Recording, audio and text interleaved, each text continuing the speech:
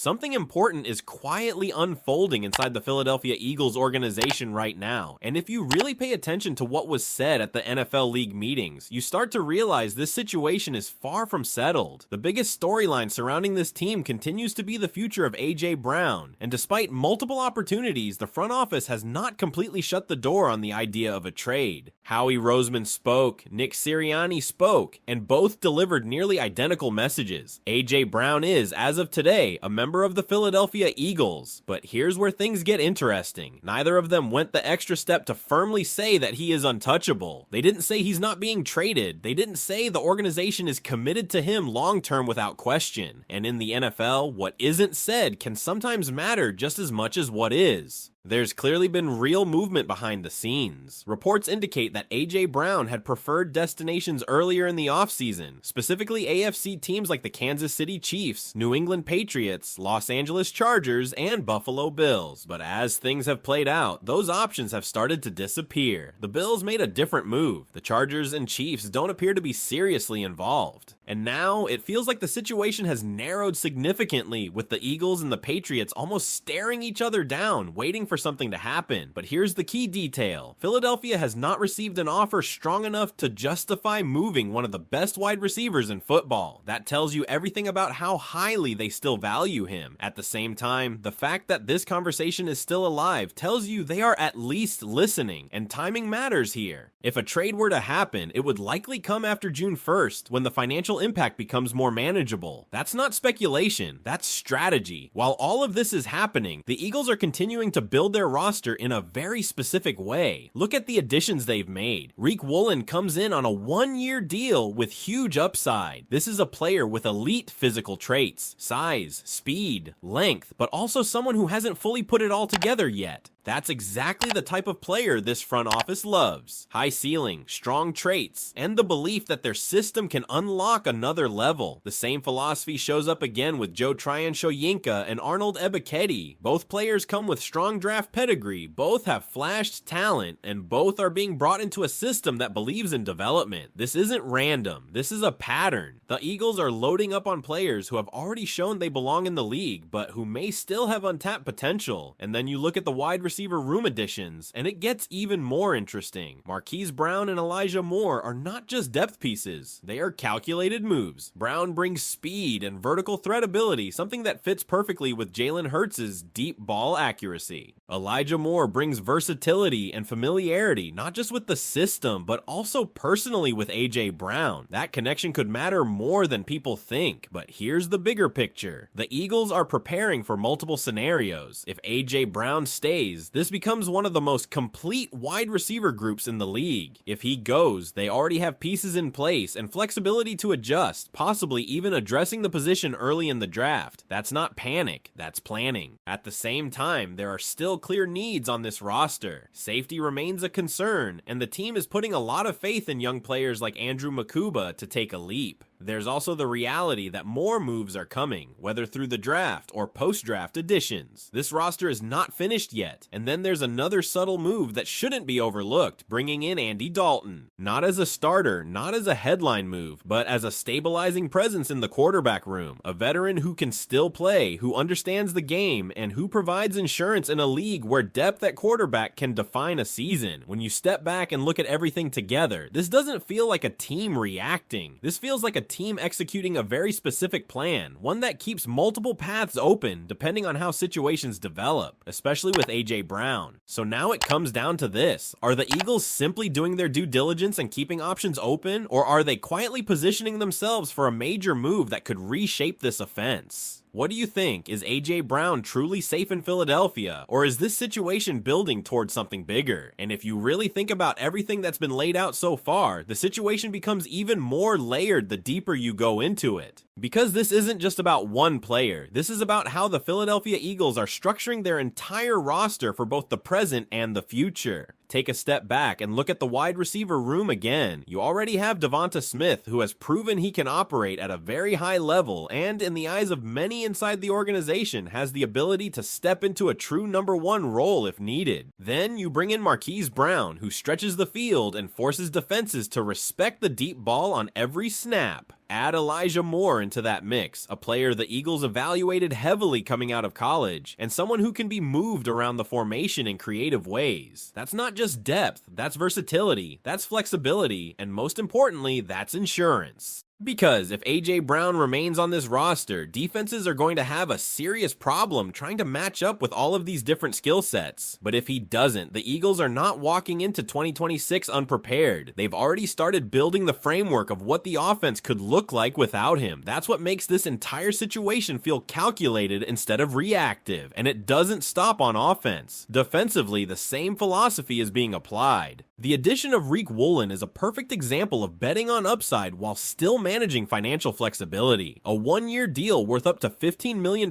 but with a low cap hit shows that the Eagles are willing to take swings on high-end talent without locking themselves into long-term risk. If he hits, you get a top-tier corner. If he doesn't, you move on without major consequences. That same logic applies to the edge position as well. Bringing in players like Joe Tryon-Shoyinka adds size and physicality to the rotation, but it also continues that trend of targeting former high draft picks who may not have fully reached their ceiling yet. The Eagles are essentially saying, we trust our system, our coaching, and our development process enough to get more out of these players than their previous teams did. Now let's shift back to one of the more underrated storylines, safety. This is where things get a little more uncertain. The departure of Reed Blankenship wasn't just about losing a player, it was about losing someone the organization developed from the ground up. And the fact that the Eagles didn't match the contract he received tells you they were prioritizing flexibility and future moves over immediate retention.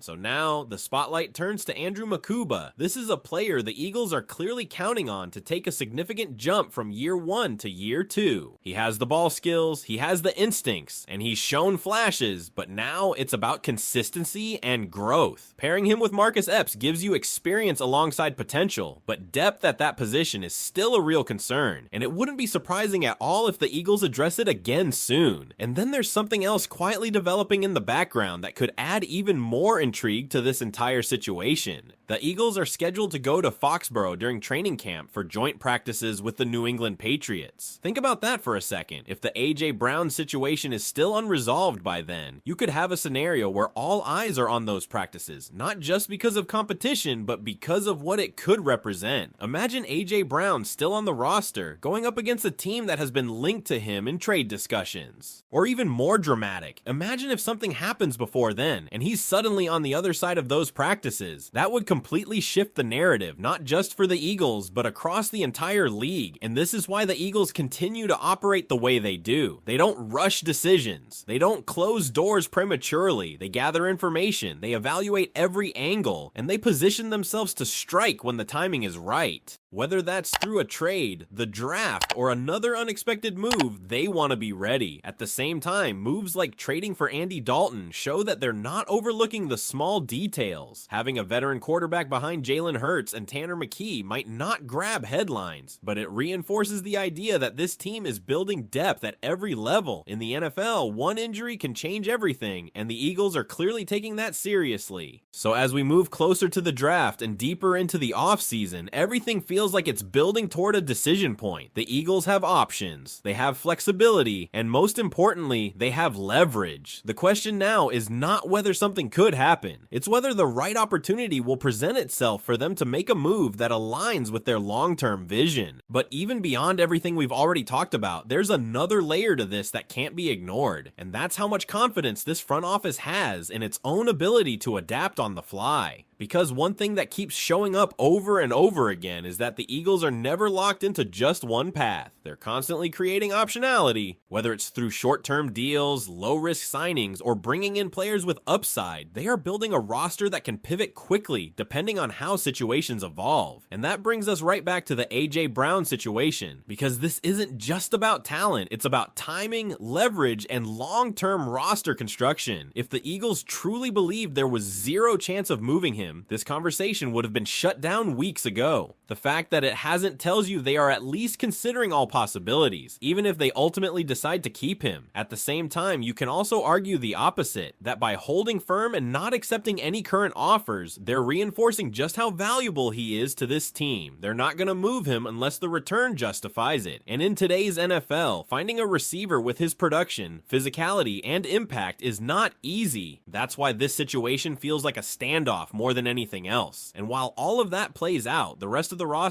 is quietly taking shape in a way that feels very intentional. The Eagles are getting younger in certain areas, more explosive in others, and maintaining financial flexibility across the board. That's not something every team can balance, but it's something this front office has consistently prioritized. You also can't ignore how much of this ties into the quarterback. Jalen Hurts' skill set influences a lot of these decisions. The emphasis on speed at wide receiver, the focus on vertical threats, the importance of spacing, all of that connects back to maximizing what he does best. So whether A.J. Brown stays or goes, every move is being made with that bigger picture in mind, and maybe that's the biggest takeaway from all of this. This isn't chaos, this isn't uncertainty. This is a team that understands exactly where it is, what it has, and what it could become depending on the choices it makes over the next few months. Because when that moment finally arrives, it's not just going to define one offseason, it could define the direction of this franchise for the next several years. Think about how rare it is in the NFL to even be in this position. Most teams are either chasing talent or trying to fix major weaknesses. The Eagles are in a completely different spot. They already have a competitive roster, they already have a quarterback they believe in, and now they're operating from a place of strength, not desperation. That's why every decision feels so calculated. If they keep A.J. Brown, you're looking at an offense that can legitimately overwhelm defenses. The combination of physical dominance, route running precision, and vertical speed becomes incredibly difficult to defend over 4 quarters. It keeps pressure off the run game, it opens up the middle of the field, and it gives Jalen Hurts multiple answers against any coverage. That's the win now version of this team, and it's a very real path. But if they move him, then everything shifts toward controlled evolution. You're trusting DeVonta Smith to take that next step into a true featured role. You're leaning on the depth you've built with Marquise Brown and Elijah Moore. And you're potentially adding more young talent through the draft, giving yourself cost-controlled players who can grow with the core of this team. That's not a step back, it's a different kind of step forward. And this is where Howie Roseman's philosophy really shows up. He's always thinking 2 moves ahead. He's always weighing current production versus future flexibility. And more importantly, he's never afraid to make a difficult decision if he believes it sets the team up better in the long run. We've seen that before, and we could be seeing it develop again right now.